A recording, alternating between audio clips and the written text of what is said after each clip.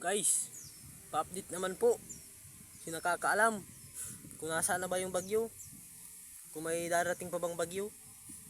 Ayaw pa kasi ako pababain ni mama eh. Kaya, nandito pa ako sa bubong.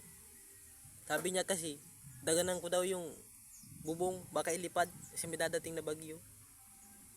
Ito, hindi pa ako pinapababa.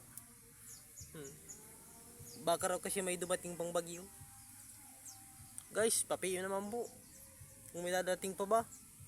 Pamihis na po sa akin, di pa ako makubay. Sobrang ginaw na. Kagabi pa ako dito. Di pa ako pinapababa. Baka may bagyo pa daw. Antayin ko po yung sagot nyo. Dito lang muna ako. Baka dito naman ako matulog umayang gabi. Papiim na lang po. Salamat.